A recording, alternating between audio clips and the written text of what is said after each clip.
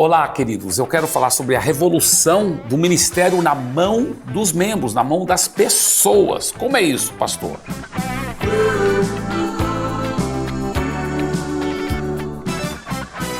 Você sabia que antigamente, quando na igreja primitiva, o ministério estava na mão do povo, todos ministravam, todos ganhavam almas para Jesus, todos operavam milagres, curas, os próprios membros que fundavam igrejas, que trabalhavam, que profetizavam, milagres estavam acontecendo e a igreja explodiu ao redor do mundo. Aí o maligno conseguiu aos poucos tirar esse princípio do ministério na mão das pessoas. O que ele fez? Ele foi gerando o que é chamado clericalismo. E o que é o clericalismo? Clericalismo significa o seguinte, que agora só quem era clero, só quem era padre, bispo, pastor, que podia fazer a obra de Deus. E o leigo não podia, e nem podia nem ler a Bíblia, porque a Bíblia só era lida em latim.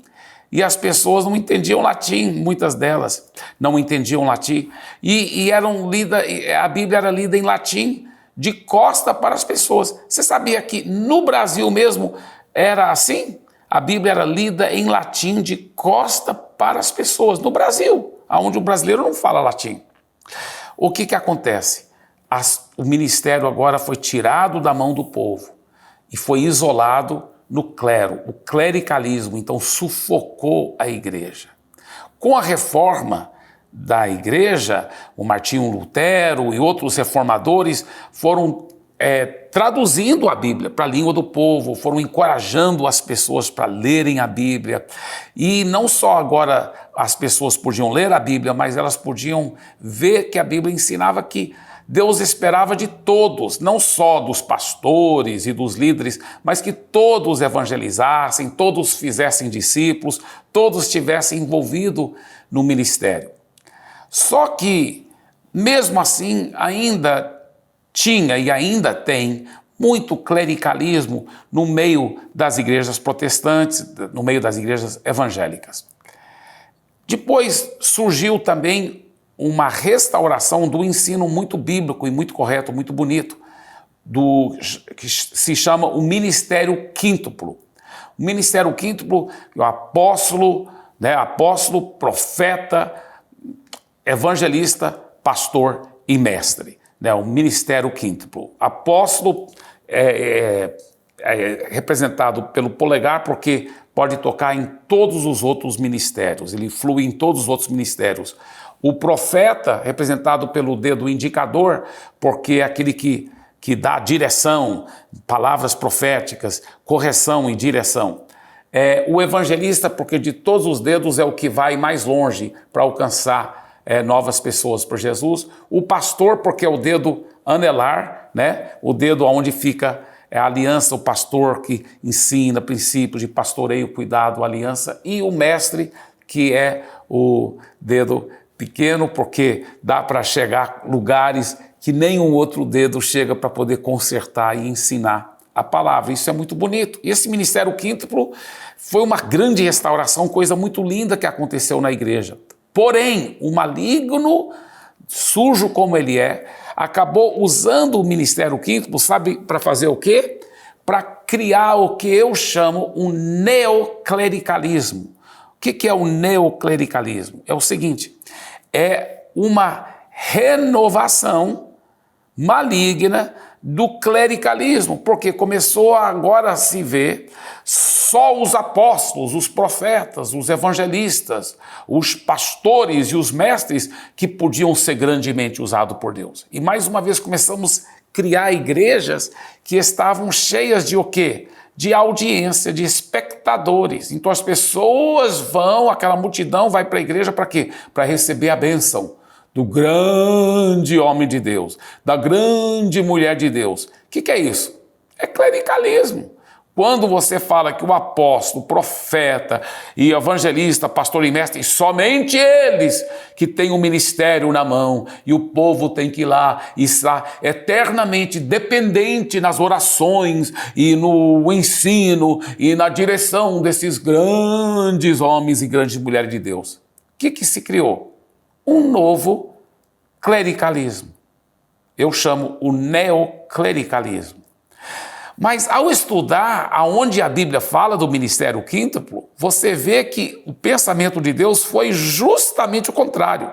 E eu vou te mostrar algo que é tão revolucionário, tão poderoso, um ensino tão profundo, eu vou te mostrar aqui pela graça de Deus. Olha Efésios capítulo 4, versículos 11 a 12. Efésios 4, 11 a 12. Ele diz o seguinte: e ele designou, está falando de Deus, Pai, Jesus designou alguns para apóstolos, outros para profetas, outros para evangelistas e outros para pastores e mestres, com o fim de preparar os santos para a obra do ministério. Olha só, com o fim de preparar os santos para a obra do ministério. Então o que a Bíblia está dizendo? O profeta, o apóstolo, o profeta, o evangelista, o pastor e o mestre estão aí não para fazer o ministério, estão aí principalmente, o papel principal deles é para preparar os santos, para que os santos façam o ministério. Isso é muito revolucionário. Então, vamos começar com o apóstolo. O papel principal do apóstolo não é fundar igrejas e supervisionar igrejas e operar no sobrenatural, apesar que o apóstolo faz isso. O apóstolo é um plantador de igrejas. O apóstolo supervisiona igrejas. O apóstolo deve fluir no sobrenatural. Isso é lindo. Mas a Bíblia fala, está aqui escrito, eu vou ler de novo, que esse apóstolo foi colocado com o quê? Qual é o fim principal dele? O propósito principal da existência do apóstolo? Com o fim de preparar os santos para a obra do ministério. Então, o que Deus queria é que todos os santos estivessem envolvidos em plantar igrejas e começar igrejas. O apóstolo deve estar lá para supervisionar e para treinar e para equipar os santos. Para equipar os santos, para que todos os santos possam plantar igrejas. Você pode ver isso acontecendo no ministério do apóstolo Paulo, por exemplo. Você vê que o apóstolo Paulo estava em Éfeso, pastoreando lá e plantando a igreja de Éfeso, né? Ele ficou lá 3 anos e meio. Só que, enquanto ele estava lá, as equipes treinadas por ele de irmãos e irmãs que foram começando igrejas nas casas, que nós chamamos células ou life groups, foram começando nas diversas cidades ao redor de Éfeso. Depois, Paulo escreve para uma dessas cidades, que é a cidade de Colosso, no livro de Colossenses. E ele diz: olha, irmãos, vocês são fruto do meu trabalho. Eu nunca fui aí, eu nunca vi vocês, eu nunca vi vocês face a face. Eu nunca fui para a cidade de Colosso. Eu não conheço vocês pessoalmente, mas vocês são fruto do meu trabalho. Por quê? Porque o apóstolo Paulo havia equipado outros irmãos, eles foram lá fundando células ou life groups, ou igrejas nas casas, e aquelas igrejas nas casas foram crescendo, multiplicando, e logo tinha uma poderosa igreja, e Paulo até escreveu para essa igreja o livro a epístolas aos Colossenses. Assim, você sabia que na igreja primitiva, a maioria das igrejas não foram começadas pelos apóstolos. Você pode ver em Atos capítulo 7, a Bíblia fala que depois daquela grande perseguição que veio sobre Estevão, né, depois que eles mataram Estevão, assassinaram Estevão, ele foi o primeiro mártir da igreja, e aí a Bíblia diz que todos, exceto os apóstolos, saíram de Jerusalém por causa da perseguição, eles tiveram que fugir. Quem eram esses todos? Eram os líderes das células, os líderes das igrejas nas casas, eram os membros. E a Bíblia fala que eles foram espalhando por Judeia, por Samaria, e eles foram o quê? pregando o evangelho e começando igrejas. Eles foram começando igrejas nas casas. E depois o apóstolo Pedro e os outros apóstolos iam lá para supervisionar esse trabalho. Olha só que coisa linda. Então, o apóstolo, o papel principal dele é equipar os santos para que todos os santos saibam fluir no sobrenatural, para que todos os santos saibam plantar igrejas, começar igrejas. Esse é o papel principal do apóstolo. E o papel principal do profeta? Ele flui no profético? Claro, ele é perito nisso, ele flui poderosamente no profético, mas não é o papel principal dele. O papel principal dele, a Bíblia fala que ele está aí para preparar os santos, para os santos poderem fluir no ministério. Por isso que a Bíblia fala lá, quando se trata de profetas, não alguém que tem um simples dom de profecia, mas profetas, a Bíblia diz que o profeta não deve falar mais do que 2 ou 3 num culto, não mais do que 2 ou 3 profetas num culto, está lá escrito em 1 Coríntios, né? Mas aí ele fala, poucos versículos depois ele fala assim, mas todos vós podeis profetizar um após o outro, porque os profetas não devem monopolizar o culto. A reunião do life group, a reunião da célula, a reunião da igreja na casa, os profetas não devem monopolizar, mas eles devem equipar os santos e aí todos os santos podem fluir no profético. Então o profeta, ele é perito em fluir no profético. Mas esse não é o ministério principal do profeta. O ministério principal do profeta é equipar os santos para que todos os santos, todo o povo de Deus possa fluir no profético. E o evangelista? Qual é o papel principal do evangelista? Evangelizar, ganhar almas, conquistar almas, vidas para Jesus.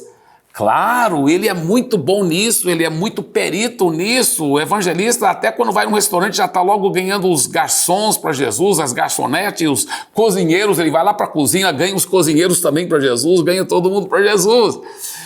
Ele é perito em evangelizar, mas você sabia que não é o papel principal do evangelista? O papel principal do evangelista, pelo que a Bíblia diz, está aqui escrito, Jesus designou evangelista para quê? Com o fim de preparar os santos para a obra do ministério. Como que o evangelista deve preparar os santos? É equipando os santos em como evangelizar. Ele que deve treinar os santos em como evangelizar, em como ganhar almas. Esse é o papel principal dele, porque Deus nunca quis criar um neoclericalismo com o ministério quíntuplo. Deus não quis que esses do ministério quíntuplo monopolizassem o ministério. Não, não, não. Deus quer que eles coloquem o ministério na mão do povo. Então, o papel principal do evangelista é equipar os santos em como os santos poderão evangelizar e ganhar almas para Jesus. E qual o papel principal do pastor? Cuidar bem de ovelhas? O pastor deve cuidar muito bem de ovelhas, é claro, o pastor que é pastor de verdade, ele cuida muito bem de ovelhas, mas você sabia que esse não é o papel principal do pastor? Está escrito aqui, olha, ele designou alguns para o quê? Pastores com o fim de quê? De preparar os santos para a obra do ministério. O papel principal do pastor não é nem pastorear, não é nem cuidar de ovelhas, mas sim equipar os santos para que todos os santos saibam cuidar bem daquelas almas que eles estão ganhando para Jesus. Então todos os santos devem estar equipados pelo evangelista em como ganhar almas para Jesus. Aí todos os santos são equipados pelos pastores em como cuidar daquelas almas, como pastorear, como discipular. Olha só que coisa fantástica.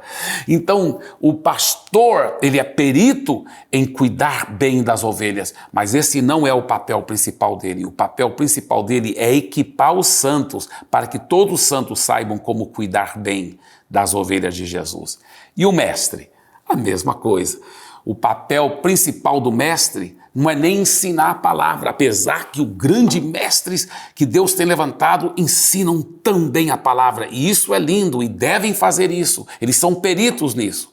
Mas não é o papel principal deles. O papel principal do mestre é equipar os santos para que todos os santos saibam ensinar a palavra, ensinar dentro do life groups, ensinar dentro das células, dentro das igrejas, das casas, onde todos os santos saibam manejar bem a palavra da verdade e ensinar uns aos outros. Por isso que a Bíblia fala lá em Hebreus e fala assim: decorrido o tempo, todos vós deviam ser mestres. Não é mestre com M maiúsculo, mas todos deviam estar sabendo ensinar a palavra, todos deviam estar sabendo ministrar a palavra. Em outras palavras, o ministério quíntuplo jamais deveria ter sido usado para gerar um novo clericalismo. O ministério quíntuplo é o plano de Deus, de uma forma poderosa e eficaz, de verdadeiramente colocar o ministério na mão dos membros, na mão das pessoas. E não esqueça, isto é só o começo.